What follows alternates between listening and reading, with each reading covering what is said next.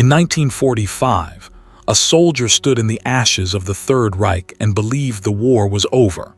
He carried that belief for half a century, through every battlefield, every grave, every laboratory that strapped him to a table and poured metal onto his bones and called him a weapon instead of a man. He survived all of it. He outlived all of it. And then fate made a single mistake, and the soldier fell out of his world and into one where the war never ended, where the Reich's darkest program still breathes, still builds monsters, still turns men into weapons in the dark. England's deadliest monster hunters looked at the stranger with knives in his hands and made the worst mistake of their long, bloody history. They thought he was the weapon they should fear, but the men in the white coats knew better. Because they looked at what was buried in his bones and they recognized the work. The most dangerous thing in this universe was never the man with the claws. It was the leash his makers left inside him, and the hand about to pull it. The fog came down on the village of Cheddar Mill an hour before the screaming started, and by the time the screaming stopped, there was no one left in the church but the dead, and the dead were standing up. It was a small village, the kind England keeps folded into its hills like something pressed between the pages of an old book. One pub, one post office, one church with a Norman tower that had watched 900 years of quiet nights. There was no reason for what happened there. There never is. A priest with something wrong behind his eyes, a congregation that trusted him. And then, on a fog-drowned Tuesday in October, the oldest horror in this universe's long catalog of horrors, the dead of Cheddar Mill rising with white eyes and slack mouths, shuffling out of the churchyard into the lanes, hungry for the neighbors they had loved their whole lives. Ghouls, that was the word this world used in the secret files of the secret organizations that dealt with such things. The half-dead leavings of a vampire's feeding, mindless, shambling, endlessly hungry, spreading like an infection through anything living they could catch. By midnight, there were 40 of them in the lanes of Cheddar Mill. By 1 o'clock, there were 60. And in the cellar of the Rose and Crown, a family was learning how long a wooden door lasts against 60 pairs of dead hands. The mother had pushed the children behind the beer barrels.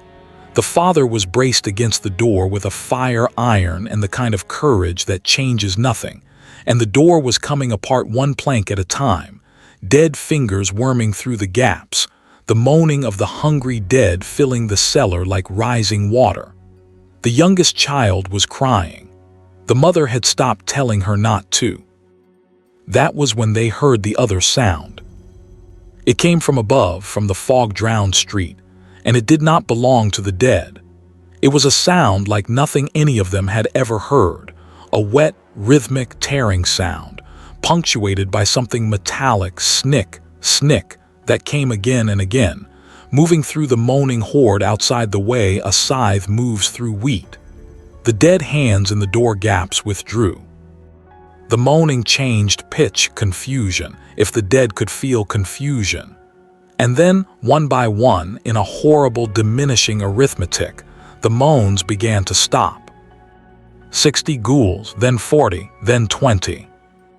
Then silence and the fog and footsteps, one set, unhurried, heavy in the wet lane, and a voice through the broken door, rough as a boot on gravel, the voice of a man who had done this before and hated that he was good at it. "You can come out, it's over." A pause and the flare of a match and the smell of a cheap cigar drifting down into the cellar. Or stay in there till sunrise, probably smarter actually. The father opened what was left of the door, and the family of the Rose and Crown looked out into the fog at the thing that had saved them. He was not what saviors looked like. He was short, barely taller than the mother, and built like something quarried rather than born, thick through the shoulders in a way that strained his battered leather jacket, with dark hair that swept up into points at the sides of his head, and a face like 50 hard years had been carved into 40. He stood in a street carpeted with the unmoving dead. 60 ghouls cut apart around him with a precision that the men from London would later photograph in disbelief. Not shot, not burned, but carved. Each one opened by exactly 3 parallel cuts, no more, placed exactly where they needed to be and nowhere else. He was drenched to the elbows. He was smoking a cigar as though it were a Sunday. And as the family watched, a ghoul that was not quite finished lunged up off the cobbles behind him, and without turning, without looking, almost without interrupting the draw on his cigar, the man's fist came up, and something emerged from his hand. 3 blades, 2 feet of them. Gleaming and impossible, sliding out of the flesh between his knuckles with that same metallic whisper, snicked, as though his body were a sheath and had always been a sheath. The blades took the lunging ghoul out of the air, 3 parallel cuts, and it fell apart and did not move again, and the blades slid back into his hand and were gone, leaving nothing behind but 3 thin lines of blood on his knuckles. Lines that closed, healed, sealed, vanished while the family stood watching. Perhaps 4 seconds. It took perhaps 4 seconds. Knives, the father would tell the men from London hours later, wrapped in a shock blanket, saying it over and over with his eyes fixed on the middle distance. The knives came out of his hands, and the cuts on him, they closed while I watched, like the skin just changed its mind. He looked up at the men from London with their black cars and their careful questions. What is he? What in God's name is he? The men from London did not answer. The men from London did not know. But that was the ending of the night's story, and the middle of it belongs to the man himself. Because between the killing and the vanishing, the stranger in the fog did something none of the survivors understood. Something that would have meant nothing to them and meant everything to the story that was coming. He stood in the corpse-strewn lane, in the drifting fog, in the quiet after the last ghoul dropped, and he smelled the air. Not casually, deliberately, head lifting, nostrils flaring, eyes drifting half-closed, the way an animal reads a forest. Because Logan's senses had been screaming at him since the moment he had woken up in a hedgerow 6 miles away with no memory of falling asleep, and a sky whose stars were subtly, sickeningly wrong. And the killing had quieted the screaming long enough for him to finally listen to what his nose had been trying to tell him. The fog smelled of England. That much was right: wet stone, coal smoke, rot and rain, the green smell of hills.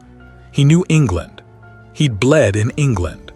But underneath the England smell there was something else, threaded through this whole night, through the ghouls, through the very air of this world, and it was a smell that had no business existing.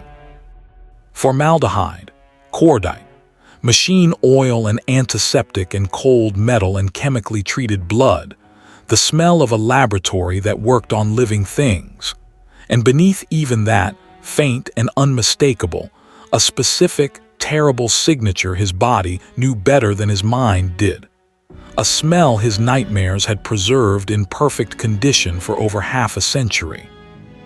He had smelled it in 1944, in a burning facility in the Polish woods that the map said didn't exist. In the war he had spent hitting beaches and burning files, in the places where men in white coats had worked on human beings under a flag with a broken cross. He had helped put that smell in the ground. He had stood in the ashes of it in 1945 and believed, genuinely, in the way a man believes in sunrise, that the world was done with it.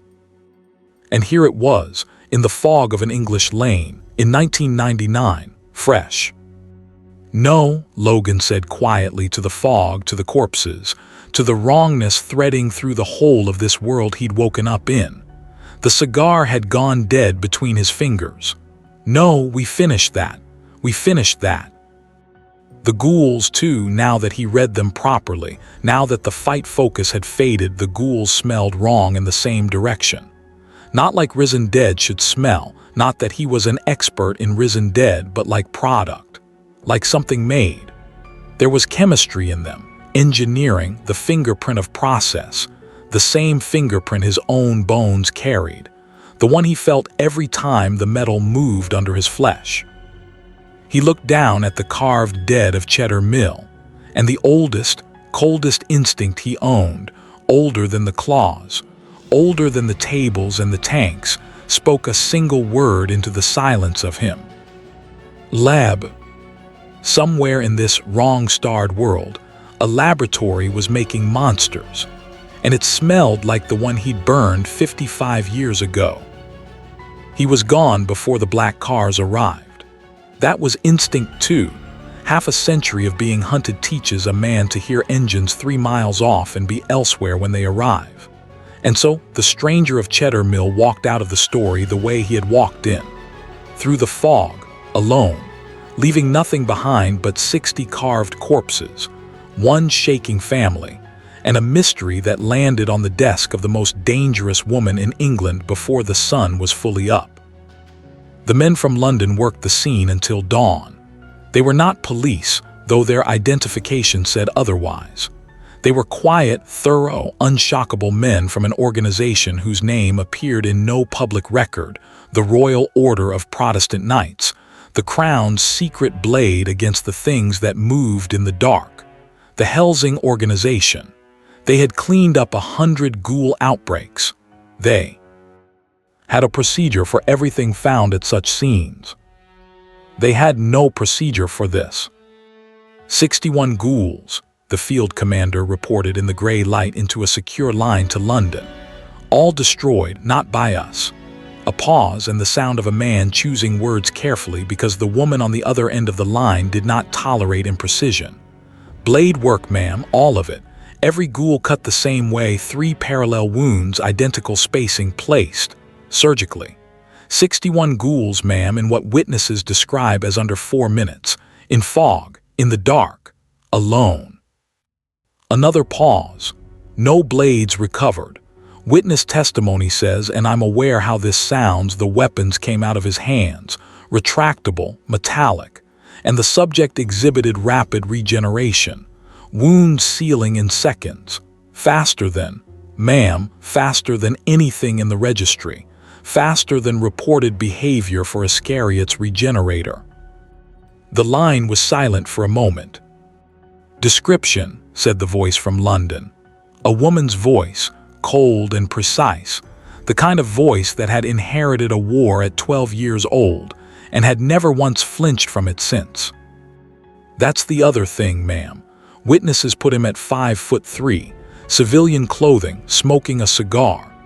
The field commander looked out at the fog, at the carved dead being photographed and bagged, at the impossible precision of the killing. He saved the survivors, told them to stay inside, and vanished before we were within 5 miles. He wanted nothing, took nothing, left nothing but the bodies. A final pause. Ma'am, whatever he is, he's not in the files. Not ours, not the Vatican's, nothing from the old archives. He heals like a millennium product and he kills like, the man hesitated because the comparison felt absurd and was also the only one that fit. He kills like a veteran, ma'am, like a soldier. The blade spacing never varies. The cuts never exceed what's needed. That's not a monster feeding. That's a professional clearing a room. 50 years of clearing rooms minimum, maybe more. And in her office in London, behind a desk that had commanded England's secret war for a generation, Sir Integra Fairbrook Wingate's Helsing set down the phone and looked out at the grey morning and turned the impossible arithmetic over in her mind. An unregistered regenerator, healing beyond anything in the files. Blades housed inside the body, engineered, implanted, built. Surfacing in England now, of all moments now, with the intelligence out of South America darkening every week, with the whispers of a dead Nazi program stirring back to life, with Zeppelins in the reports and the word millennium appearing in cables that made her grandfather's old war files feel suddenly, horribly current. A made thing, a weapon someone had built, loose in her country on the eve of their war. The conclusion assembled itself the way conclusions do when every piece points the same direction. She lit a cigar of her own, and by the time she had smoked half of it, the order was already forming. The order that would send her own monster hunting the stranger. The order that would begin everything. But the last word of the night belongs to the fog, and to the man walking through it. Logan moved north through the hedgerows as the sun came up somewhere behind the gray, following the wrongness in the air the way he had followed scent trails through a dozen wars, and the thing turning over in his chest was not fear. He did not do fear, not really. The tables had burned that circuit out of him a long time ago. It was something older and heavier. It was the feeling of a man who has attended a funeral, who has carried the coffin, and then, 50 years later, on a foggy road in a country that isn't quite the one he remembers, passes the dead man walking the other way. The war was supposed to be over. He had watched it end. He had paid for it to end in currencies he was still counting. And this world smelled like it had never ended at all. "All right," Logan said quietly to the fog, to the wrong stars fading above it, to whatever laboratory was out there making dead men walk in the hills of England. He dropped the dead cigar in the mud and ground it out, and the 3 thin scars on his knuckles had long since vanished, and somewhere under the skin the metal waited, the way it always waited. One more time, then. He walked north into the fog, toward the smell of the war that never ended. He did not know yet that England's monsters had already opened a file on him. He did not know that the most dangerous woman in the country had already reached the wrong conclusion for all the right reasons, or that the thing she would send to correct her mistake was the one being in this world his claws could not put down. He did not know that far to the south, in a hangar under another flag, men in white coats were about to see footage of 3 parallel cuts and recognize, in the deepest and worst sense of the word, the work. He knew only what his nose told him, that the dead were being manufactured, that the smell came from 1944, and that the last time he'd followed this scent to its source, it had taken everything he had, and he'd had a lot more to lose back then. There is a room beneath London where England keeps its worst weapon, and on the second night of the mystery, the most dangerous woman in the country walked down into the dark to open its cage. Sir Integra Helsing did not make the descent lightly. She never did. The thing in the sub-basement was loyal, bound to her blood and her family's seal by chains older and stranger than any law, but loyalty and safety were different words, and no one who had ever stood in that cellar dark confused them. She stopped at the threshold. She did not carry a light. A light would have been an insult, and besides, the dark was already looking at her. "An unregistered regenerator surfaced in the West Country," she said, to the empty black. 61 ghouls destroyed in under 4 minutes, blades housed within the body, healing that exceeds anything in our files or the Vatican's. She let the facts sit a moment. "It reads as a made thing, Alucard, engineered, and it has appeared in my country in the same season that Millennium crawls out of its grave in South America. I do not believe in coincidences of that size." The dark chuckled. It was a sound like something vast turning over in deep water. "A new toy from the old war," the dark said, and a shape assembled itself out of the black, red coat, red hat, a scatter of crimson eyes that opened and closed across the shadow before settling into the 2 that belonged on a face. Alucard smiled down at his master with all of his teeth. "You want it found. You want it identified." The smile widened by a degree that had unsettled kings. "And if it is what you fear, you want it destroyed." "I want it understood," Integra corrected, cold and precise. "Search and identify first, Alucard. England may be about to fight a war against manufactured monsters. Before it begins, I will know whether this thing is their opening move, their escaped mistake, or something else entirely." She turned on her heel and gave the order that set the collision in motion. Find him, test him, and bring me the truth of what he is. And if the truth resists testing, master. Integra paused on the stair. Behind her, the dark was grinning. She could hear it. Then release control art restriction to level 2, she said, and test him properly. The hunt took the No-Life King a single night. It would have taken less, but the prey kept moving north, always north, following some trail of its own through the hedgerows and the fog, and Alucard, who had hunted every kind of thing that walked, found himself mildly intrigued by the pattern of it. The stranger did not move like fleeing prey. He did not move like a monster seeking a lair. He moved like a soldier on an approach march, economical, tireless, navigating by something that was not maps. And he had covered 40 miles of wet country since the village, straight toward the coast where the intelligence reports put Millennium's first landing sites. Straight toward the enemy, alone, as though he had an appointment. Alucard chose his ground the way a dramatist chooses a stage. A ruined priory on a hilltop, roofless, moon-drowned, its Norman arches standing against the fog like the ribs of something ancient and eaten. He stood in the center of the broken nave and waited, and shortly after 2 in the morning, the fog at the gate thickened and stopped, and became a short, broad man in a battered leather jacket, who looked at the figure in red waiting among the graves and did not break stride. "You've been on my trail since midnight," Logan said. He kept walking, angling not toward Alucard but past him, toward the north door of the ruin, the way a man does when he has somewhere to be. "Smelled you an hour ago. You want something, say it fast. I'm busy." "Busy?" Alucard repeated, delighted. He drifted. He did not appear to walk until he stood in the stranger's path, and the temperature of the ruin dropped by degrees that had nothing to do with the fog.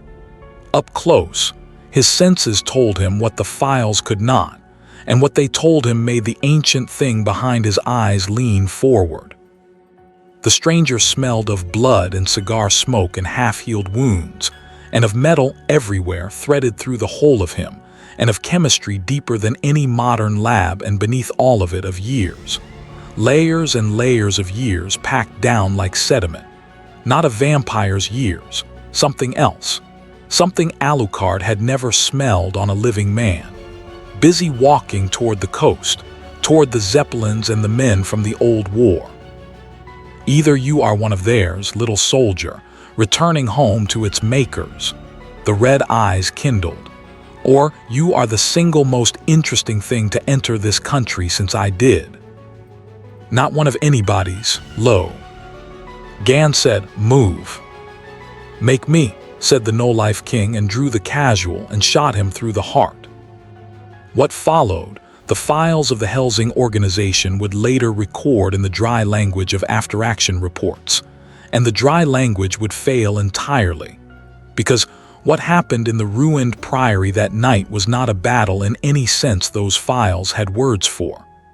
It was an experiment, conducted by 2 beings on each other simultaneously, each probing for the other's floor, and finding that the floor was not there.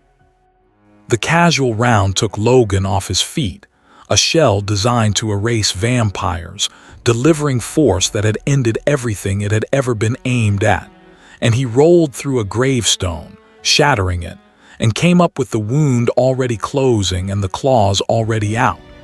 Snicked. 6 blades in the moonlight. Alucard's grin went wide and then wider, because the metal that slid from the stranger's hands was the same metal his nose had found threaded through the man's whole skeleton, and because the wound his masterwork pistol had opened was sealing before the echo of the shot had left the hills. "Oh good," Alucard breathed. Logan hit him like a war. Not like a brawler. Alucard had eaten brawlers by the century like a technician. 50 years of every killing art the modern world had refined, delivered through a frame that could deadlift a truck, behind blades that took the vampire's right arm off at the shoulder in the first exchange, his hand and pistol with it, and opened him hip to ribs in the second. Meat and shadow sprayed across the moonlit grass. It would have ended anything in England. Alucard laughed, and the laugh came from the severed pieces as well as the standing ones, and his arm crawled back onto his body as living darkness while his torso rewove itself around the wound, and he shot Logan 4 more times out of the boiling shadow: head, heart, throat, spine. And Logan got up. Every time he got up. That was the night's education for the no-life king, delivered over an hour of escalating ruin as the priory came apart around them. The stranger could not be dropped in any way that mattered. Rounds that vaporized master vampires put him down for seconds. Blood loss that should have emptied him 3 times over slowed him not at all. Alucard escalated, released his restrictions down to the second level as his master had permitted, let the shadows come fully alive, filled the ruin with the crawling dark and the eyes and the mouths of the thing he really was, and hurled the stranger through a standing arch hard enough to bring it down on top of him, 10 tons of Norman stone. The rubble shifted. A hand punched out of it. The stranger dragged himself free, bones audibly resetting, flesh knitting over the metal that the shredded skin of his forearms had briefly, horribly exposed, spat blood, straightened up and said, "That all?" And the no-life king stood in the wreck of the priory, in the moonlight, in his own boiling shadow, and stopped. It was not fear. Nothing in Alucard's long damnation was wired for fear any longer. It was something rarer, a thing he had felt perhaps twice in a century: recalibration. Because he had been fighting for an hour and he had learned exactly 2 facts and they did not fit together. Fact 1. The stranger could not kill him. The blades hurt gloriously, but Alucard was a river of souls in the shape of a man, and no blade takes a river's life. Fact 2. He could not kill the stranger, could not even approach the bottom of him, because the healing never slowed, and the metal never bent, and the man simply kept getting up, with the flat-eyed economy of something that had been getting up for 100 years and regarded it as a chore. 2 unstoppable things, testing each other to no floor. The fight could last until sunrise. It could last until doomsday. And that realization was not the thing that stopped the no-life king. What stopped him was the eyes. Alucard had looked into the eyes of everything that killed. He knew the whole taxonomy, the hunger of vampires, the blankness of ghouls, the ecstasy of zealots, the arithmetic of soldiers, the terrible glee he met in his own mirror. And the stranger's eyes in the wreck of an hour-long war with an actual devil held none of it. No hunger, no glee, not even hatred. They held the tired, level, bottomlessly disciplined look of a man doing a violent job with no appetite for it whatsoever. A man to whom all of this, the claws, the healing, the getting up, was not a power. It was a sentence. He fought like a monster and looked out of the fight like a man. And in the no-life king's long experience, those 2 things had never once arrived in the same body. "You're not enjoying this," Alucard said. The shadows settled fractionally. The observation came out almost accusatory. "Enjoying it." Logan wiped blood off his mouth with the back of one ruined and healing hand. The claws stayed out, but his weight settled back off the balls of his feet. A soldier's de-escalation offered, not surrendered. "Bub, I've been doing this since before your coat was in fashion the first time. It's Tuesday. It's work." His eyes tracked the coiling shadow, the regrown arm, the grin. "You're the crown's monster. Smelled the leash on you from the gate, old blood, old chains, somebody's seal holding your insides in shape. They sent you to find out if I'm the enemy." He turned his head and spat red into the grass. "I'm not. I'm looking for the same bastards you are. So either we keep tearing pieces off each other till the sun does your side a disservice, or you take your master a message." "And what message?" said the no-life king, whose grin had changed into something more interested than hungry.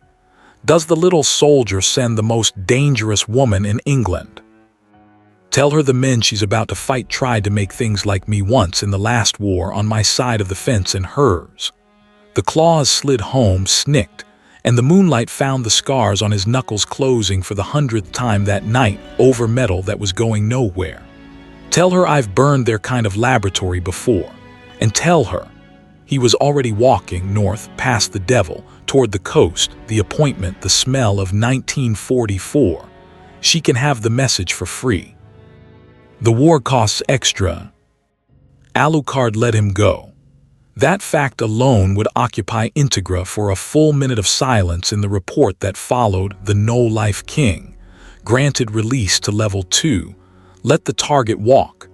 And when she demanded his assessment, standing at her desk in the gray hour before dawn, the answer Alucard gave her was one she would think about for the rest of her life. "You asked me what he is, Master. I spent an hour finding out." The vampire's smile, for once, carried no mockery at all. "He heals like one of ours and kills like one of theirs, but he is neither. His body is a weapon someone built, the metal, the conditioning, the healing pushed past nature. Oh, he was made, Master, have no doubt, made by men with laboratories and no souls whatsoever. But the man inside the weapon," and here the oldest monster in England paused, tasting a thought that pleased and puzzled him at once. "The man refused the making. He is something I have not seen in 500 years of looking. A man with every reason to be a monster who simply declines, every day over and over at war with his own ingredients." The red eyes glittered. "I could not kill him. He could not kill me. And I find, Master, that I did not want to kill him, which has happened perhaps 3 times since your grandfather bound me. Do not shoot this one. He is not Millennium's weapon." "Then whose weapon is he?" Integra said quietly. "That," said Alucard, "is the question that will keep you awake. Because someone built him, Master, and whoever they were, they knew what they were doing. 900 miles south, in a hangar under a different flag, someone else was reaching the same conclusion with a very different expression. The footage had come in through Millennium's listening posts, grainy long-lens surveillance of a ruined priory, 2 figures destroying each other by moonlight, filed by a forward agent as a curiosity. Helsing's vampire engaging unknown regenerator, outcome inconclusive. It should have gone into an archive. Instead, it had climbed the chain of command overnight, hand to hand, each man who watched it going quieter than the last, until it arrived on the workbench of the one man in the organization whose word on such matters was law. The doctor watched it 4 times without speaking. His assistants had learned to fear his silences more than his rages, and this was the longest silence any of them had witnessed. On the 5th viewing, he froze the frame, the stranger's fist, the 6 blades, the exposed forearm where Alucard's stone had briefly flayed the skin from gleaming, seamless, bonded metal, and he leaned in until his glasses nearly touched the screen, and his breath fogged the image, and the men around him watched a scientist who had spent 50 years building monsters begin, very slightly, to tremble. Not with fear, with recognition. "The bonding," the doctor whispered. His finger traced the frozen forearm, the metal-laced bone, the methodology written in the stranger's body as clearly as a signature at the bottom of a canvas. The full skeletal lamination, the healing factor accelerated to sustain the procedure. Main got, the subject survived a complete bonding. He straightened up, and the lenses of his glasses were twin white circles in the workbench light. And when he spoke again, his voice had gone soft and reverent and utterly, bottomlessly wrong. "I know this work. That's segment 2 at ~2, 500 words. The structure delivers the outlines arc, war room, Release, test, verdict, but the craft choices are where it earns best way. Integra's descent opens on institutional dread, no lig. HT, the Dark, was already looking at her, and her order gives the fight its license and its ceiling level 2, so the escalation is earned. The fight itself is framed as an experiment two beings run on each other, each searching for the other's floor and finding none, which keeps an unwinnable matchup narratively honest. Alucard's a river of souls no blade can kill. Logan cannot be dropped in any way that matters, and the stalemate is the data. The turn is Alucard stopping not at the healing but at the eyes, his taxonomy of killers finding no category for a man who fought like a monster and looked out of the fight like a man. That sets up the verdict to Integra, delivered nearly verbatim from the outline but expanded with the line that frames the whole video. A man with every reason to be a monster, who simply declines. Logan's message plants Segment 3's alliance. The men she's about to fight tried to make things like me once. I've burned their kind of laboratory before. While keeping his gruff economy, he de-escalates like a soldier, not a diplomat. And the open loop lands exactly per the retention design. Whose weapon is he? Answered immediately and horribly by the cut south. The doctor's 5 viewings, the frozen frame on bonded metal, recognition arriving as reverence, closing on the outline's exact dagger. I know this work. Straight into Segment 3's theory bomb. The invitation came the way Logan expected it would, which is to say, it came armed. He was 12 miles from the coast when the convoy found him. Black vehicles folding out of the pre-dawn gray on a farm road with the practiced geometry of men who had cornered dangerous things before. He counted rifles by sound, exits by instinct, and had already decided he wouldn't need either when the lead car's door opened, and a woman stepped out into the cold. Tall, blonde, glasses, a cross at her throat and a cigar in her hand, wearing a man's suit like a battle standard. She walked past every one of her own gun barrels without a glance and stopped in front of him, close enough that the claws could have had her before any rifle in the hedgerows cleared its safety. She knew it too. That was the point. It was the single most fluent thing anyone had said to him in 50 years, and she said it without a word. "My monster tells me not to shoot you," Integra said. "In 30 years he has said that of exactly no one. So I find myself in the unusual position of offering an enemy of my enemy a chair instead of a coffin." She studied him, the healed knuckles, the level eyes, the stillness that her field commander had called professional and her vampire had called 500 years rare. "You told him you've burned their kind of laboratory before. I am going to show you what their kind of laboratory has been building for 50 years. And then, stranger, you are going to tell me what you are, because I believe the answer to both questions is the same answer." The chair was in London, in a room without windows. They called it the Intelligence Archive, and it was the accumulated paper of a secret war, half a century of it, cabinets and map tables and photographs under glass, everything the Crown's hunters had assembled about the enemy stirring in South America. Integra gave him the room the way you test a hypothesis. No briefing, no framing, just the files and the watching. Walter poured tea that went ignored. Alucard attended as a smirk in the corner shadows. And Logan walked the tables in silence, a cigar dead between his teeth, reading. He read for a long time, and the room learned what it looks like when a man walks through paper into his own past. The first file was the emblem, the Totenkopf, the lightning runes, the eagle. He looked at it the way men look at weather. He had burned that emblem off doors on 3 continents. It moved nothing in him but mileage. The second file was the fleet manifests, the zeppelins, the troop estimates. 1,000 men, the letzte Battalion, the last battalion of a dead Reich preserved like insects in amber. That got a slow exhale through the nose.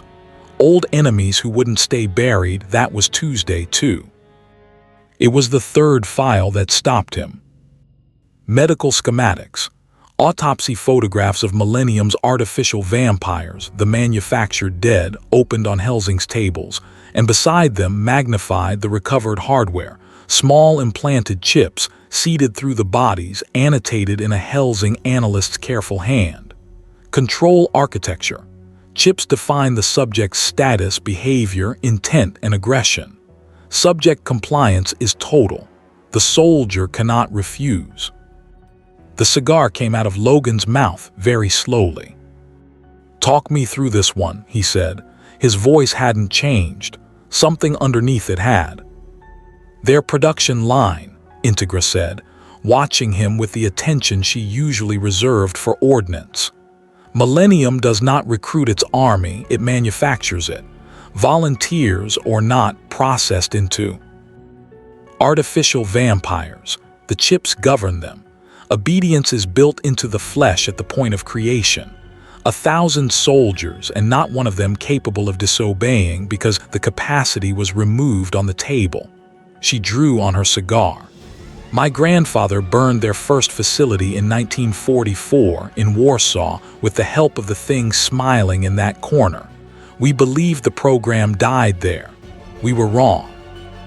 The scientists escaped down the Ratlands to South America, and they have spent 55 years perfecting what my grandfather interrupted." "The Ratlands," Logan said quietly. "Ratlands, Odessa, call it what you like. The Reich's scientific personnel scattered like seed in 45. Her eyes narrowed slightly. She had caught the change in him, the stillness going denser. "Some fled to Argentina, Brazil, Paraguay, and some, as history books are finally beginning to admit," she said it with an aristocrat's contempt for the necessary lie, "were gathered up by the victors, recruited, absorbed into the programs of the very nations they'd fought. Their research did not die with their flag, stranger. It was inherited." And the room went very quiet, because Logan had put both fists on the map table, and the table had creaked, and the man who had walked through the emblem of the Reich without a flicker was standing over a diagram of implanted control chips looking like something with its foot in a trap. "Inherited," he repeated, and then low, almost to himself, with 50 years of weight behind it. "Yeah, I know exactly where some of it went." He told them. Standing in a windowless room under London, in the grey hour before a war, the stranger with the metal bones gave the Helsing organization the only debriefing he would ever give anyone in this world. Short, flat, stripped of self-pity, and worse for it. "I fought the last war.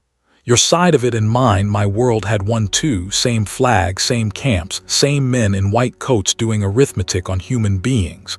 I hit beaches. I burned facilities. 1944 Polish woods, a site that wasn't on any map, labs, tanks, things half-made in the tanks. We put it in the ground and I stood in the ash and I believed." The pause was barely there, but Alucard's smile faded somewhere inside it. "I believed it was over. War's end. That's the deal. That's what all the dying is for." He turned the autopsy photograph around on the table, the chips, the annotations, and pushed it toward Integra. "Then a few decades later, some men found me. Government men, my own side, or wearing its flag anyway. They had a program, they had a table, and they had a philosophy, and lady, I'm looking at its baby pictures right now." He held up one fist. The claws came snicked, slow, ceremonial, the lamplight running down metal that no science in this world could name. "They poured this onto my bones while I was awake, took my memories out so the weapon wouldn't be cluttered up with a man. Built triggers into me, words, conditioning, control, same doctrine as your chips there. The soldier cannot refuse. They called it Weapon X, I called it the worst thing that ever happened to me, and bub, that is a competitive category." The claws slid home. "I got out, burned it down. Spent 50 years telling myself it was one program, one place, one set of bastards." He looked around the room, the files, the fleet manifests, the manufactured dead. and delivered the theory that the whole night had been assembling. And his voice when he said it was the voice of a man reading his own medical chart. It wasn't one program, it was one idea, and ideas don't die in fires.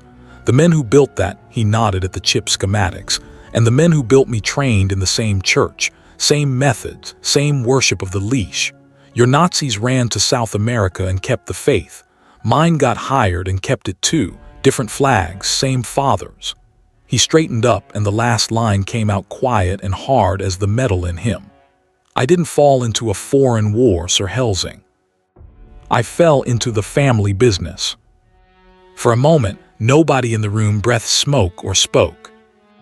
Then you understand, Integra said finally, and if there was horror in her, it had been filed, like everything in her, into usefulness.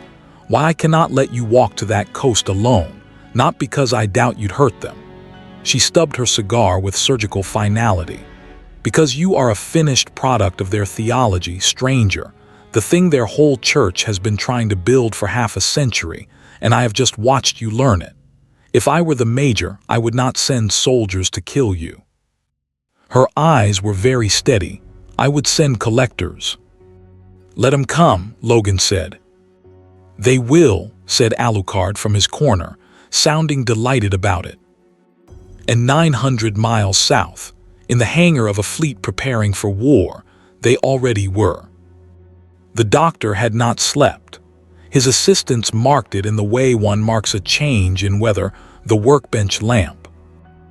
Burning through their second dawn, the surveillance footage looping on every screen, and around the screens, growing like frost, the other files. Brittle folders with wartime eagles on their covers, papers the doctor had not opened in decades, correspondence in faded typescript between his own dead mentors and colleagues who had chosen the other ratline in 45. The one that led west, into the arms of the victors, into programs with new names in new languages. He had spent the night confirming what the frozen frame had already told him. And now, he stood before the major to deliver the finding, and his voice had the tremor of a priest reporting a miracle. The skeletal bonding is complete, Herr Major. Complete. Full lamination, every bone, and the subject survived the procedure, which requires a regenerative factor beyond anything we have cultivated in 55 years of trying. The methodology of the bonding, the sequencing, the philosophy of the conditioning our agents describe. He laid the brittle wartime folders on the table like evidence at a trial. It is ours, descended from ours. From the colleagues who went west, from the research lines we seeded into the victor's hands when the Reich fell. Do you understand what I am telling you? We made 1,000 artificial vampires, and they are imperfect chips to command them, defects in the regeneration, product, mere product. And our brothers across the sea, working from the same scripture, the white circles of his glasses lifted from the folders to the looping footage, to the small man cutting a devil apart by moonlight, made one perfect weapon, one, and it has walked into our war on its own 2 feet, Herr Major, the prodigal son of our whole church, the finished masterpiece of everything we ever believed. Silence in the command gondola. The major sat with his hands folded on his belly, lamplight sliding across his glasses, and watched the footage with the stillness of a man at a concert. And then he began, very softly, to laugh. It built the way his laughs built, from a shiver to a rolling delight, and the officers around the table kept their eyes carefully forward, because the major's joy was the most dangerous weather in millennium. 55 years, the major said at last, wiping at one eye. 55 years, doctor, I have prepared one war, polished it, savored its approach, dreamed its every movement like a symphony I would conduct exactly once. And now, in its final days, Providence delivers this. He gestured at the screen with 2 plump fingers, tenderly, as a collector gestures at a painting he has coveted his whole life. A soldier of the last war, still fighting. A weapon that walked off its maker's table and has spent 50 years refusing every hand that reached for its leash. War itself, Doctor, war incarnate, war that cannot die and will not kneel, come to attend my little party of its own free will." He removed his glasses, polished them, and his small eyes, unshielded, were bright and wet and rapturous. "I have never been given a finer gift." "Herr Major." The doctor leaned forward, and the fever in him sharpened into the thing it had been circling all night. "We must plan the capture operation immediately. The specimen is beyond price, with his tissue, his marrow, the bonding template alive in his body. I could perfect the entire battalion. I could complete the original directive, everything the program was founded to. Capture him."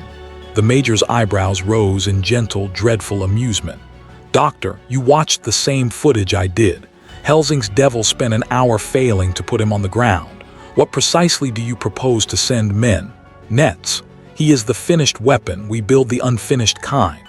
No." He replaced his glasses and folded his hands again and smiled the smile that his officers had learned meant the symphony had just acquired a new movement. "We will not capture him. We will not even fight him." The doctor blinked. "Then, forgive me, Herr Major, but the specimen." "You are thinking like a scientist, Doctor. Think like a maker."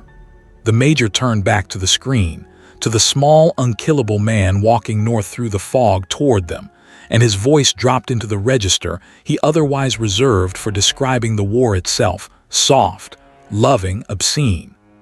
"They built him to be perfect, our brothers across the sea. But no maker builds a weapon without a safety, Doctor. No church of the leash ever forged a collar it could not close.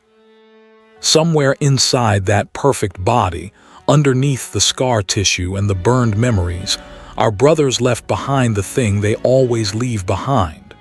He smiled at the screen, at the gift, at the war to come. "You wish to own the masterpiece, Doctor. You do not need to defeat it, and you do not need to catch it." The major's glasses flashed white in the lamplight. "You simply need to find what the first owners left inside." The war reached England on a Thursday, and it arrived He Millennium liked its wars to arrive, as theater. Probing raids first. Small packages of manufactured dead delivered into coastal towns by night, artificial vampires with chips in their flesh and nothing behind their eyes, loosed against civilians not to win anything, but to measure response times, weapon capabilities, the shape of England's secret defenses. The major conducted his overture from the sea like a man tapping a baton against a music stand, and Helsing bled to answer every bar of it. The wild geese earned their pay in villages whose names never reached the news. Sierra's Victoria learned what her new strength was for, and beside them, on his own terms, in his own silences, fought the stranger from another war, because Integra Helsing had offered Logan a place in her line, and Logan had answered the way he answered most things. He'd shrugged, lit a cigar, and been at the front of every fight since. It was on the fourth night, in a burning fishing town called Wexford Quay, that Millennium sent something that was not theater. Logan smelled it before the screaming changed. He was hip-deep in manufactured dead at the harbor's edge, claws running wet, working the methodical arithmetic of a man clearing his 100th room, when the wind off the sea brought him a scent that stopped him mid-swing. And the last time anything had stopped him mid-swing, it had been artillery. This was not the chemical stink of the artificial vampires, the product smell, the lab smell. This was older and wilder and cleaner than anything else in the burning town. Wet fur, cold pine, blood and moonlight and the deep, patient musk of an apex predator. A smell from the oldest floor of Logan's brain, the floor below the tables and the wars, the floor where the animal lived. Wolf, said the animal. And the fire shadows at the end of the quay assembled themselves into a man. He came out of the smoke without hurry, tall, broad, silent, a greatcoat the color of field gray dusk with its collar turned up, an officer's cap worn low, hands in his pockets like a gentleman on an evening walk through the end of the world. The manufactured dead parted around him without being touched, flinching aside the way lesser predators flinch from a greater one. He stopped 30 feet from Logan, in the firelight, in the drifting ash, and looked at him with pale, calm, bottomless eyes. And Logan looked back, and the two of them stood in the burning town and read each other, animal to animal, the way no one else on any side of this war could have. Logan's nose told him first. The man across the quay was not manufactured, no chemistry, no chips, no product stink. He was born, a natural thing, wolf and man in one skin, older than the flag on his cap by a distance Logan's senses could feel but not measure. And he was strong, strong the way the vampire in red was strong, strength that ended arguments before they started, packed down and banked and held on an idle like a machine that had never once been run at full throttle. But it was none of that which made the hair rise on Logan's arms. He had fought strong things all his life. It was the posture, the hands in the pockets, the collar turned up, the cap set level, the uniform, 55 years after its empire had burned, still worn complete, still pressed, still obeyed. The strongest thing Logan had smelled in this whole world was standing in a burning town it had been sent to burn, wearing the leash of dead men, waiting with the perfect patience of a soldier for whom waiting was the whole of life. The claws spoke first, snicked. "Let me guess," Logan said, low, walking forward through the ash. "You're what they send when they're done measuring." The captain said nothing. The captain never said anything. Logan didn't know that yet, but the animal in him had already understood it, because the silence coming off the man in the greatcoat wasn't the silence of secrecy or menace. It was the silence of someone who had stopped. Somewhere, some year, some decade ago, the wolf across the quay had simply stopped having anything to say to the world. And Logan, who had gone years of his own life without a word worth speaking, felt the recognition go through him like cold water. Then the captain took his hands out of his pockets and came to meet him, and the two beasts of two wars collided in the firelight of Wexford Quay.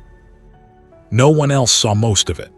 The battle for the town flowed around them like a river around two stones, and what happened between the stones happened at a speed and a savagery that belonged to a different order of violence entirely.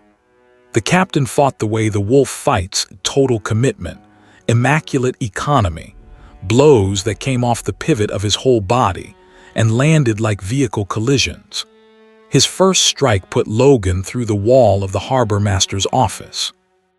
His second met adamantium claws and turned, impossibly, mid-motion, a parry no human martial art contained, flowing around the blades like water around a knife. He was faster than Logan. He was stronger than Logan, the first thing in this world, the red vampire included, that had made the metal in Logan's bones ring like a struck bell. Within a minute Logan's ribs were gravel and his jaw was rebuilding itself, and the animal in him was rising off its chain with a joy he hated. And the captain paused, deliberately, openly, stood back at guard with his coat swirling in the fire draft and waited, patient as winter, for the healing to finish. He was not toying with prey. Logan had been toyed with by experts. This was something else. The wolf was waiting the way a duelist waits for his opponent to retrieve a dropped sword, courtesy, or curiosity, or he wants a real fight, Logan realized, rolling his rebuilt shoulder, watching the pale eyes watch him. He hasn't had one in 50 years, maybe ever, and underneath that thought, a riven. G with the force of scripture, the truer one, the one the whole night had been building toward. He's me if I'd stayed on the table. Because that was what the reading came to in the end. That was what the animal had understood from the first scent. The man across the quay was Logan's own reflection run through a different history. The beast man, the born weapon, the immortal soldier who had taken the leash, who had let the men in uniforms aim him, decade after decade, and had gone so quiet inside the obedience that the words had died in him. Everything the tables had tried to make of Logan, the perfect, willing, silent instrument, stood before him in a pressed greatcoat, waiting politely to continue the only conversation it had left. "You could take it off," Logan said quietly across the firelight. He wasn't sure why he said it. He wasn't sure he'd ever meant anything more. "The coat, the cap, all of it. 50 years is a long tour, soldier. Nobody's holding the other end of your chain but you." Something moved in the pale eyes. It was not agreement. It was not anger. It was recognition returned. The wolf looking at the Wolverine and seeing with equal clarity the impossible thing across the ash. A beast exactly like himself, out of uniform, off the chain, choosing his own wars and still, somehow, a man. Proof of a road the captain had stopped believing existed. Proof that had arrived 50 years too late or exactly on time. The eyes did not say which. The captain looked at him for a long moment. Then he straightened out of his guard and adjusted one glove with immense, unhurried dignity and turned his back. The most eloquent sentence he would ever speak, contempt for danger and courtesy and farewell all in one motion, and walked into the smoke the way he'd come. Behind him, disengaging on some silent signal, the manufactured dead broke off through the burning streets toward the sea. The measuring was over. Both sides had learned what they'd come to learn. Logan stood alone on the ruined quay, ribs knitting, watching the greatcoat dissolve into the smoke, and found that his hands were shaking not from the blows, from the mirror. He'd fought monsters all his life. He had never before fought his own might have been, and the animal in him was still howling at the wrongness of it, at the wolf smell fading seaward. That one is pack, that one is kin, that one is us. That one is what happens if we ever stop fighting it, Logan told the animal, out loud, alone in the ashes. He found his cigar stub, lit it with a burning splinter of the harbor, and let the shake work its way out of his hands. "So we don't stop." It was Sierras who found him there, an hour past the fighting, sitting on a bollard at the water's edge with the dead town smoking behind him. And the segment's true heart happened the way such things always happen with soldiers. Over rations and tobacco, in the flat calm after horror, in a conversation neither of them would ever call important out loud. She had fought well and it had frightened her. He'd seen both from across the harbor. The police girl turned vampire wading through millenniums, dead with strength she was still learning the size of. And the look on her face afterward, that specific look, checking her own hands as though they belonged to a stranger. Now she sat down on the next bollard with 2 tin mugs of the wild geese's terrible coffee, handed him one without asking, and stared out at the Black Sea for a while in a silence he approved of. "Mr. Logan," she said finally, "can I ask you something?" "You're gonna anyway." "How do you hold it back?" She was still looking at the sea. Her hands were wrapped around the mug like it was warm, which it barely was, and her voice was very steady in the way of someone spending effort on it. "The whatever you call yours, the thing that comes up when the fighting starts, because I've got one now, since I was turned. It comes up and it's strong and it's fast, and the awful part is that it's," her jaw tightened, "it's happy, it likes it. And every fight it gets a little louder, and everyone keeps telling me to embrace it, drink, let go, that I'd be so much stronger if I just," she stopped, squared herself, "asked the real question. You've had yours longer than anyone, 100 years they're saying, and you're still you. So how do you hold it back?" Logan smoked for a while.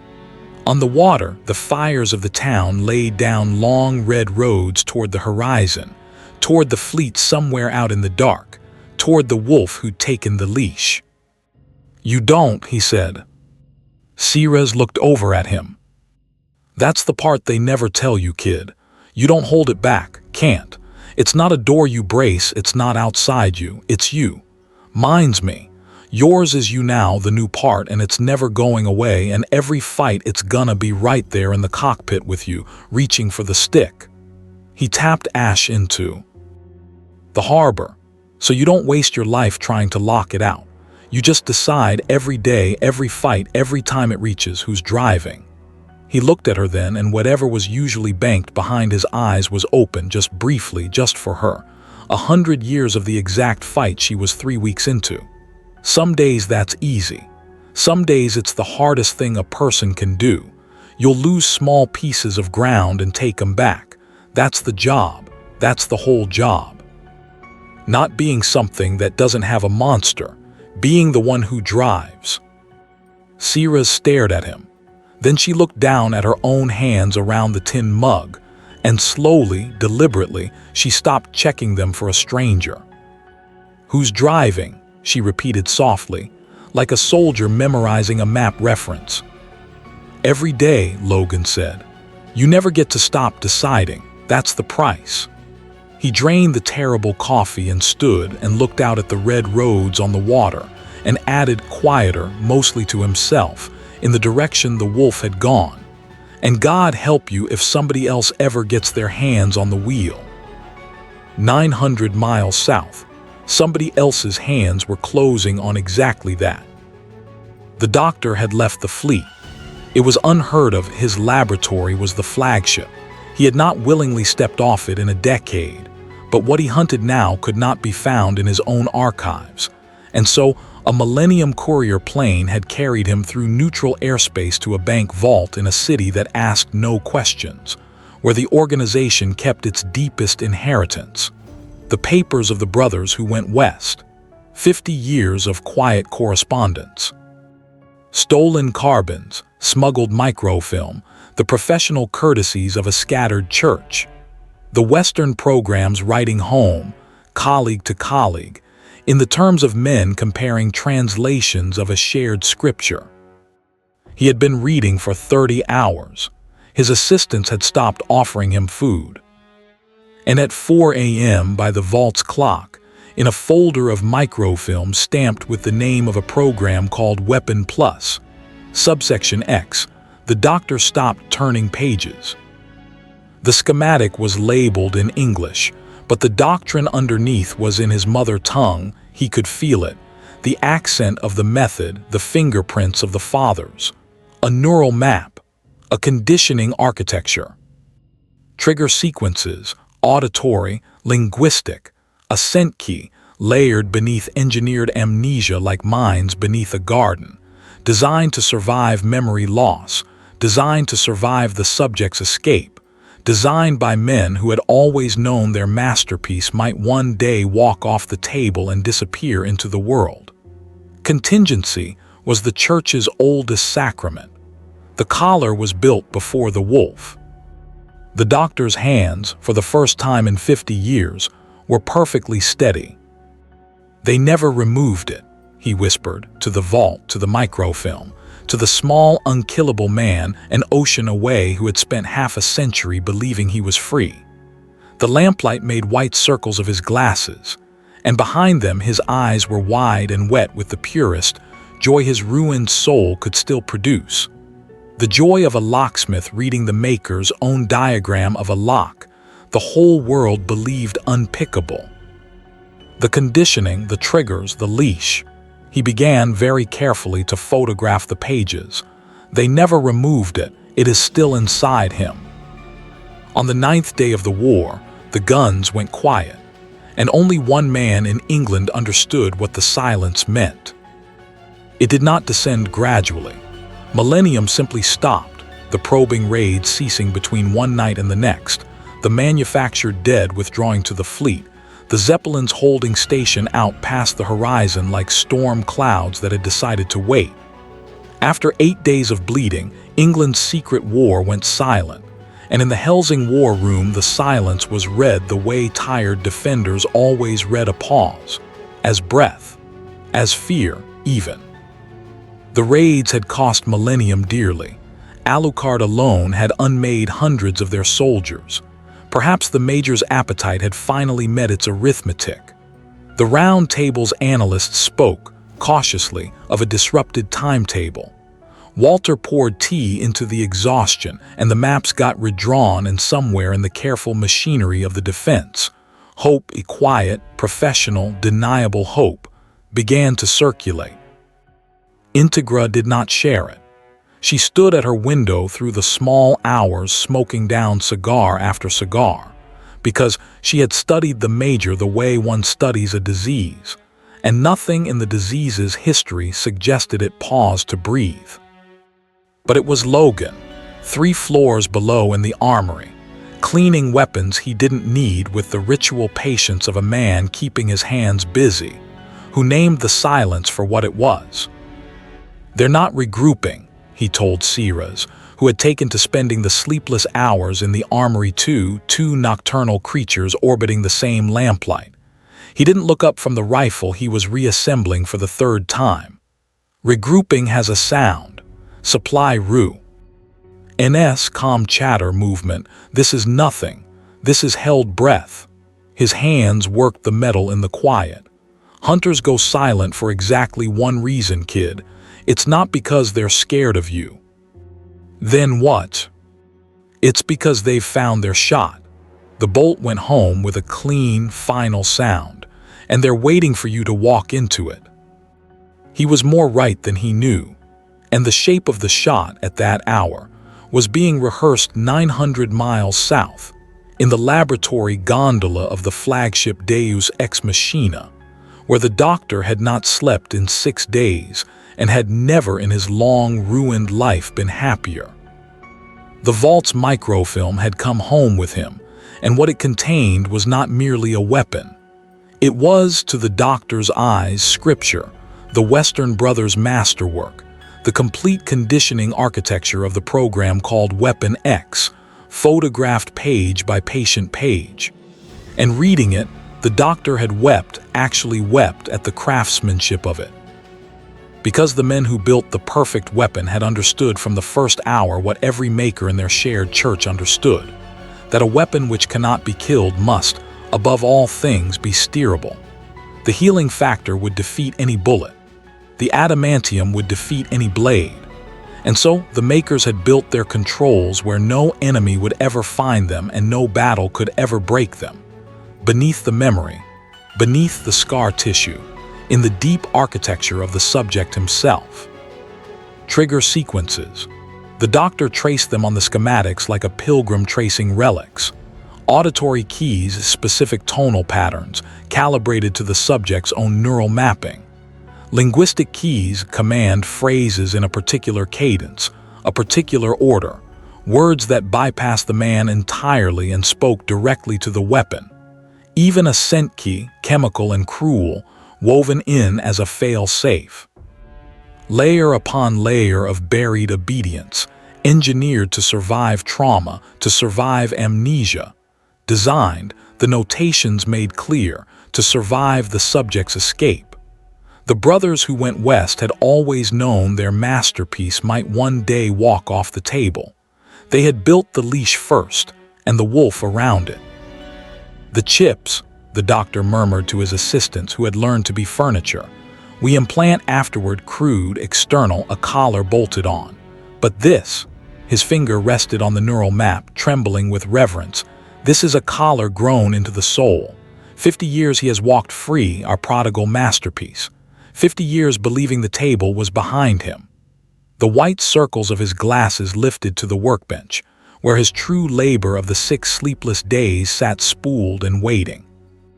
And all the while he was carrying his own cage in his skull, locked, intact, waiting only for someone to come along with the key. The key was a recording. It had taken the doctor 6 days to build it, 6 days of splicing, synthesis, and forgery, working from the microfilm's tonal specifications, and from something far more terrible that the vault had also held. Archival audio, decades old, smuggled west to south between colleagues in the Church of the Leash session recordings. The original handlers' voices. The actual command cadences, preserved on magnetic tape by men who documented everything, running the actual sequences on the actual subject in a white room a lifetime ago. The doctor had listened to them once straight through, hands folded, eyes closed like a man at a concert. Then he had gone to work cleaning, splicing, layering the sequences into a single master reel, complete, correct, calibrated. The whole liturgy of Logan's unmaking, restored. He threaded it onto an old reel-to-reel machine. He could have used anything, but the doctor was his major's creature and understood ceremony. And when he presented the finished work to the command gondola, he presented it the way a court composer presents a symphony. One playback, Herr Major, at sufficient proximity and clarity, and the weapon changes hands. The conditioning will seize him within seconds. The man, the doctor made a small gesture like brushing away a crumb, goes away. What remains follows the last sequence on the reel, a targeting directive, fully steerable. For one night, the masterpiece of the Western brothers fights under our flag. He paused and delivered the caveat with scientific honesty. Temporarily. The architecture is old, and the subject's healing may erode the hold within hours. But Herr Major, one night is one performance, and I have taken the liberty of composing his targeting directive already. Have you, said the Major softly, smiling at the reel the way other men smile at their children. And where will you point him, doctor? At the only people on that island, said the doctor, capable of stopping our invasion. The Major began to laugh, low and rolling and delighted beyond containment, because he saw it whole then, the full shape of the movement his war had just acquired. They would not need to defeat Helsing's defenders. They would not need to outfight the devil in red or the Iron Woman or the unkillable stranger. They would simply begin the invasion, the true one, London itself, and let England's protectors do what protectors do, gather. Assemble their strength in one place, around their strongest piece, shoulder to shoulder in the burning streets. Every defensive instinct they possessed would put the perfect weapon exactly where Millennium wanted him, in the center of his own allies, when the loudspeakers began to play. We do not fire the first shot at their line, the Major breathed, wet-eyed with joy, conducting the coming night with two plump fingers. We fire it inside their line. Oh, doctor, oh, bravo. The whole battle, the Zeppelins, the battalion, the burning of London itself, all of it, merely the stage machinery. He settled back, folding his hands upon his belly, and gazed north across the map toward England with the serenity of a man whose symphony had found its crescendo. Arranged solely to place one small, unkillable man precisely where he must be standing, when the music starts. And in England, in the held-breath silence, the man in question had begun to dream. They came on the fourth quiet night, and every night after, not nightmares exactly, nothing so honest as nightmares. Fragments, white rooms with drains in the floors, green light through thick glass, and the taste of breathing fluid and the specific sound, he woke with his heart slamming and could not say why, of a reel-to-reel tape machine clicking on in an observation booth. Men's voices with the blood scrubbed out of them, reciting sequences with the patience of liturgy. And worst, recurring, always the same, his own hands moving without him, rising into guard, claws deploying, turning toward a door while somewhere far away, small and screaming and sealed behind glass, the part of him that was him hammered on the inside of his own skull and changed nothing at all. He woke from that one with the claws out and the bed frame in pieces, in the gray hour before dawn, in a safe room under the Helsing estate. He sat on the edge of the wrecked bed for a long time, breathing, watching his hands until they were only hands again. He told no one. He almost told someone once. That was the near miss the night would come to turn on. Passing Alucard in a sub-basement corridor on the sixth quiet day, the vampire had stopped and turned and looked at him with those old red eyes narrowed slightly. nostrils flaring at something no one else could have caught, the stink of the dreams, maybe, the white room sweat. "Something is stirring in you, little soldier," the no-life king said, not mocking, curious and older than curiosity. "I know the smell of buried things. I am made of buried things." A beat, red eyes steady. "They do not stay buried because we ignore them." "Everything I've got buried," Logan said, "earned the whole." And he walked on because 100 years of surviving had taught him exactly one strategy for the fragments: outwalk them. And because the alternative meant saying out loud in the middle of a war, to allies who needed him whole, "I think there's something in me that isn't mine, and I think it has a door, and I think someone's been walking toward that door my whole life." He told no one. It was the bravest and the worst decision he made in that world, and he made it the way he made everything, alone, jaw set, carrying it. But Sirez saw. Not the shape of it. She had no way to know the shape, but the weight. She had spent 3 weeks learning to read the man the way he read the wind, and on the last quiet night, the night before the sky filled up, she found him on the manor's east roof at 3 in the morning, watching the dark where the sea was, and she sat down next to him on the cold slates without a word, and worked up to it the way soldiers do. "You've stopped sleeping," she said finally. "Sleep's overrated, you'd know." "And you check your hands," Sirez said. "When you think no one's looking, same way I used to." That landed. She watched it land. She looked out at the black horizon and her voice went quiet and very steady. "Mr. Logan, whatever it is, you don't have to tell me. I'm not asking, but I need to tell you something before whatever's out there gets here, because I think it's going to be bad and I think you think so too." The wind came up off the distant sea, smelling of salt, and far beneath it, faintly, of engine oil and formaldehyde. The fleet, somewhere out in the dark, the held breath ending. "You told me who's driving," Sirez said. "Every day, you said. You never get to stop deciding. And I've thought about it every day since, and there's a piece missing, and I worked out what it is." She turned and looked at him, the police girl who'd been made a monster 3 weeks ago and was still, stubbornly, entirely herself, and made the promise the rest of the story would hang from. Some days you can't decide. Some days somebody or something else grabs the wheel and it isn't your fault and it isn't a failure, it's just the day. And on those days it can't be about holding on alone, because nobody holds on alone. Not even you. Not even 100 years of you. Her jaw set. "So, if you ever lose yourself out there, if the thing ever gets the wheel, I'll come get you. I'll come into whatever it is and I'll bring you back. That's what we do now. We bring each other back." Logan looked at her for a long moment, the kid, 3 weeks a monster, offering a 100-year-old weapon, the one thing no handler, no program, no war had ever offered it, and something in his chest turned over that he had no practice naming. "Kid," he said quietly, "you don't know what you'd be walking into." "No," Sirez agreed, "but you'd come for me. If it was my monster driving, you'd walk straight in." She stood and brushed off her uniform and gave him a small, crooked smile with absolutely no fear in it, which was the bravest thing he'd seen in either world. "So it's settled then." And she left him on the roof with the promise, and the wind, and the far-off smell of 1944.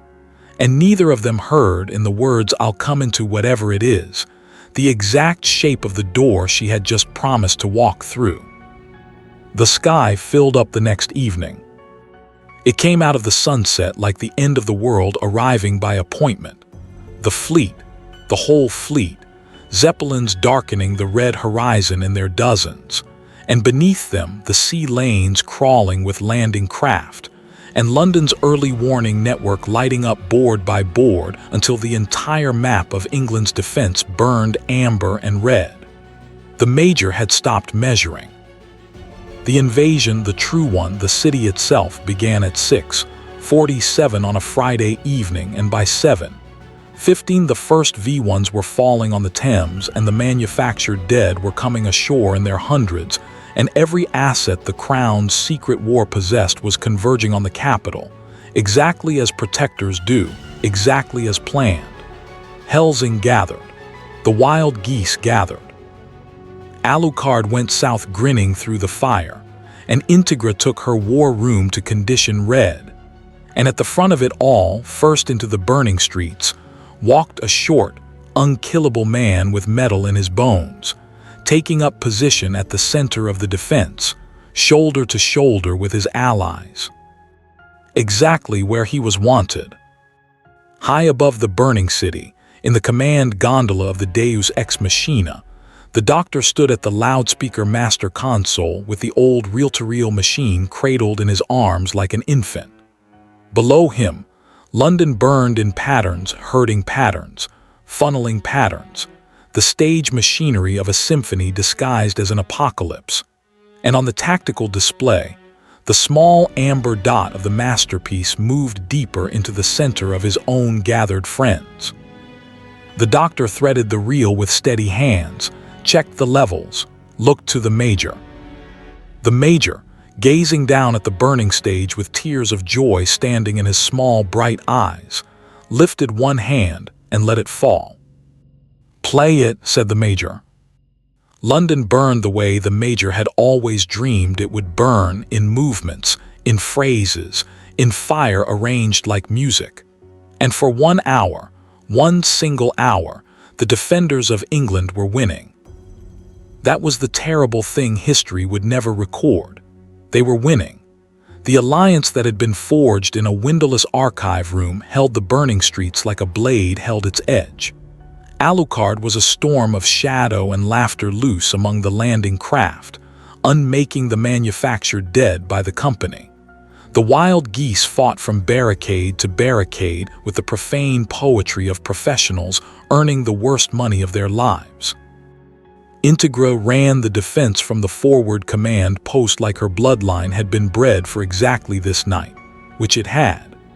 Sierra's Victoria stood at the center of the line and had finally, fully stopped checking her hands, the police girl and the monster driving together now, her cannon fire walking across the sky, and every shot placed by someone entirely herself. And at the point of the spear, first into every breach, fought the stranger from the war that never ended, and the manufactured dead broke against him like water against a cliff. He fought the way he'd fought for 100 years, cold arithmetic and 3 parallel cuts, and beside him the defenders of London learned what the family of the Rose and Crown had learned in the fog, that whatever he was, wherever he came from, the short man with the metal in his hands was the fixed point the whole line steadied on. The major watched it all from the gondola of the Deus Ex Machina with his hands folded on his belly, watched his beautiful invasion being blunted street by street, watched his 1,000-man battalion bleed against the gathered strength of England, and smiled, and let it happen. His office. Arrest thought they were losing. Only the doctor, standing at the loudspeaker console with the reel threaded and his finger resting beside the switch, understood that everything below, every burning block, every dying company, every foot of ground the defenders gained, was the sound of an orchestra tuning. The defenders gathered. Of course they gathered. Victory gathers people the way gravity gathers water. The line contracted around its strongest point as the enemy fell back. Helsing and the geese and the girl and the vampire converging street by street on the plaza where the stranger fought, shoulder to shoulder, close enough to shout to each other over the fire, close enough to see each other's faces. Close enough. The major let his hand fall. Every loudspeaker on every Zeppelin above London, the propaganda horns, the sirens, the fleet's whole roaring voice crackled once, and went silent, and then began, softly, almost gently, to play. It did not sound like a weapon. That was the obscenity of it. Under the firelight over the burning city came the hiss of old magnetic tape, and then a man's voice, calm, clinical, bloodlessly patient, The voice of a white room from 50 years ago and an ocean away, speaking words in a cadence that meant nothing to anyone below. To almost anyone. Logan was mid-swing when the first sequence reached him, and the world hitched, a skipped frame, a dropped stitch in the film of him, and the swing completed itself without him in it. He knew that was the cruelty the doctor's scripture had promised and delivered. The conditioning did not take the man all at once. It took him the way anesthesia takes a drowning man, from the fingers inward. And for 4, 5, 6 endless seconds Logan stood in the burning plaza feeling it come, feeling the sequences land one after another in locks he had never known his own skull contained, feeling doors open in the deep architecture where his makers had built their contingency before they'd even finished building him. The white rooms rose. The green glass rose. The reel-to-reel click from his dreams was not in his dreams anymore. It was in the sky. It was everywhere. And the part of him that was him was suddenly small and far away and sealed behind glass, hammering. He had time for one word. He spent it well. Run. Then the tape spoke the last phrase of the first sequence, and the man went away, and what remained in the plaza turned to face its new targeting directive, the gathered defenders of London. The claws came out. Nobody who heard it ever described the sound the same way afterward, because it was the same snick that had saved a family in a cellar and cleared 100 breaches, and it had never once, in all this war, meant what it meant now. What the weapon did in the next 11 minutes, the survivors of the Helsing organization would never fully speak of. It was not rage. That was the thing that broke them, the thing no briefing could have prepared them for. The berserker of the old files was fury, red-eyed and howling. But this was the maker's masterpiece running exactly as designed. Silent, economical, unhurried, 3 parallel cuts, the same cold arithmetic that had anchored their line all night now walking through it. The wild geese's barricade held the manufactured dead for an hour and held their own ally for 9 seconds. Men who had fought beside him bled out screaming his name, and the weapon stepped over them mid-stride, already turning, already choosing its face. And this was the detail that would live in the survivors' dreams, its face perfectly, absolutely calm. They could not kill it. They had watched a devil fail to kill it for an hour. They emptied everything they had into it and watched the wounds close around their bullets like water. They could not stop it. Alucard hit it like a collapsing cathedral, all shadow and hunger and 500 years of murder, and bought the line 90 seconds. And even the no-life king, who could not die, could not hold a thing that could not stop. And the weapon carved its way out of the shadow storm and left the vampire reassembling himself among the corpses, laughing, for once, at nothing at all. It's the tape. Integra was screaming into the command net, over the gunfire, over the loudspeaker's patient scripture, her voice stripped of everything but the war. Kill the loudspeakers, kill the fleet if you have to, it's the tape. But the fleet was high, and the guns were few, and the tape had minutes left to run. And in the burning plaza the weapon finished the geese's flank and turned, targeting directive proceeding in its built-in order, threat by descending threat, toward the forward command post, toward the Iron Woman directing the guns. And one person did not retreat. She had heard the word he'd spent. Everyone had heard it, run, and everyone with sense had obeyed it. And Sierra's Victoria stood in the middle of the emptying plaza with her cannon lowered and watched the thing wearing her friend walk toward the command post, and understood, with the terrible clarity that comes to soldiers at the worst moments, that every gun in London was useless here, and that she was not. Because she had made a promise on a cold roof 3 nights and a lifetime ago. And because she was the only being on this battlefield who knew, not believed, knew, with the certainty of one reluctant monster for another, that the man was still in there. Small and far away and sealed behind glass, hammering. She knew exactly what that felt like. She'd been 3 weeks learning it. Sierra's, someone, Integra maybe over the net over the fire. Victoria, fall back, that is an order. Sierra's set her cannon down on the cobbles, deliberately. Both hands, the way you set down something you've decided not to need. He'd come for me, she said, to the net, to the night, to herself, and walked into the smoke. The loudspeakers hissed and murmured overhead.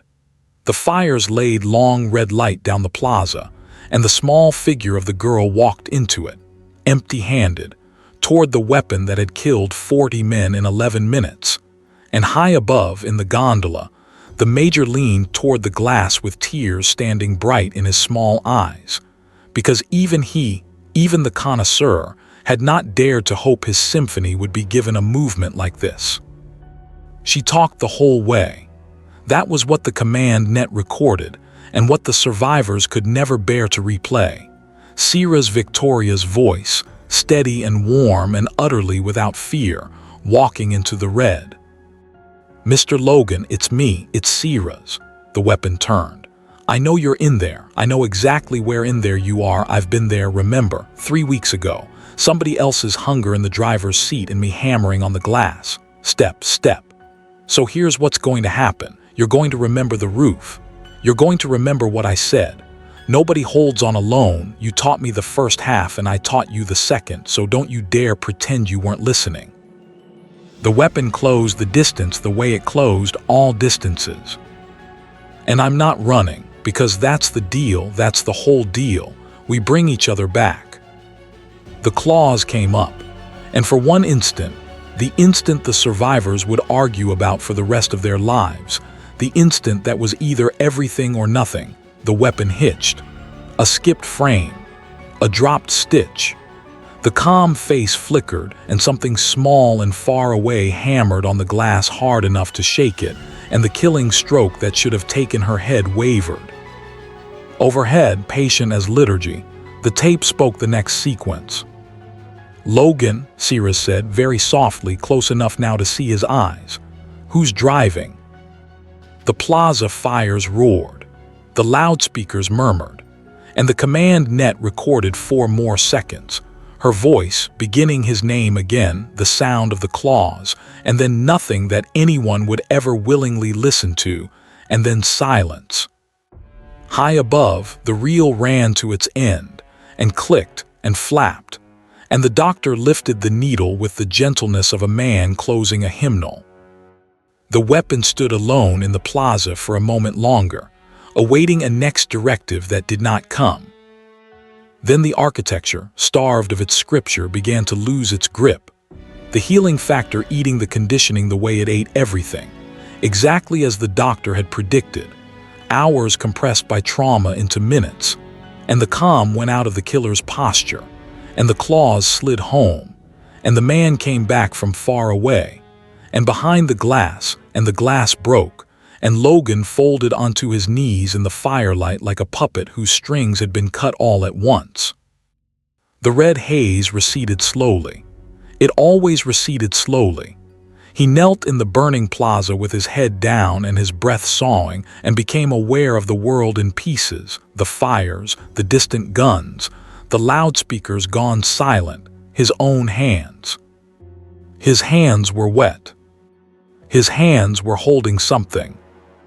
And Logan, who had woken on his knees in wreckage 100 times in 100 years, who had a lifetime's practice at the arithmetic of the morning after, knelt very still, and did not look down, because the animal was gone and the man was back, and the man could smell exactly whose blood was on his hands, had known it before the glass finished breaking, would have known it in the dark at the bottom of the world. The fires cracked. Somewhere far above, a fat man wept for beauty. Logan looked down. He looked down, and the war stopped mattering. She was small in his arms. That was the thing that broke what was left of him.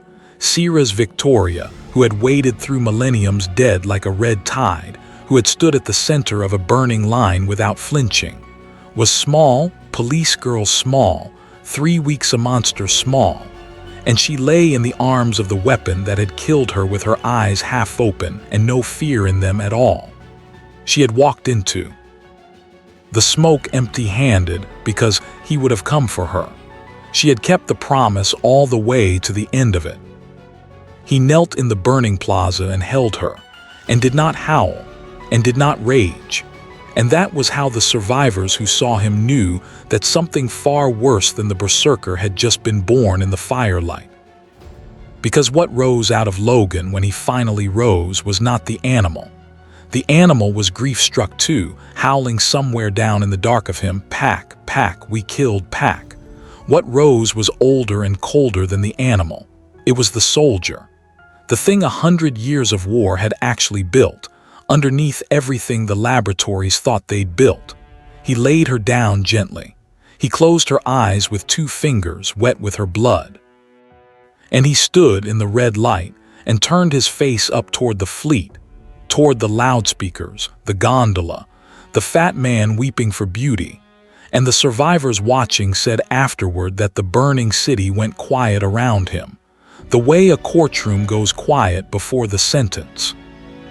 "Okay," Logan said softly to the sky. "My turn." What came next, Millennium's own records would call the collapse. 11 Zeppelins lost in 90 minutes and would attribute to enemy action, which was true the way a tombstone is true. He did not rage up through the fleet. He worked up through it, boarding craft by boarding craft, gondola by gondola, with the cold Spartan economy of a man clearing rooms. The men who had wanted the animal getting the soldier instead, and learning, compartment by burning compartment, that the soldier was worse. He walked through their gunfire the way he'd walked through everything since 1944. He was not there to win. He was there to finish the whole church of the leash, every archive, every reel, every white-coated keeper of the family scripture, and he had burned this faith's cathedrals before. The doctor died mid-justification, backing through his own laboratory with his hands full of microfilm, explaining to the advancing claws that the work was bigger than any single subject, that science does not mourn, that the masterpiece of all their fathers should understand.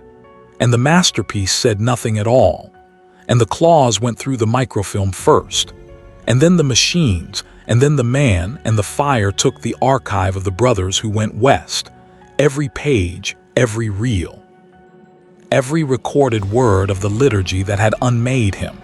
The leash's scripture burned. He stood in it until he was sure. The major died smiling. Of course he died smiling, pinned in the wreckage of his beautiful gondola, glasses cracked, watching the small, unkillable man walk toward him out of the flames of the greatest war he had ever conducted, and his last words were rapture. Magnificent. "Do you see, little soldier? I asked Providence for a war worth savoring, and it sent me you. I regret nothing." And the claws fell, and the connoisseur got his wish, which was the cruelest thing anyone could have given him.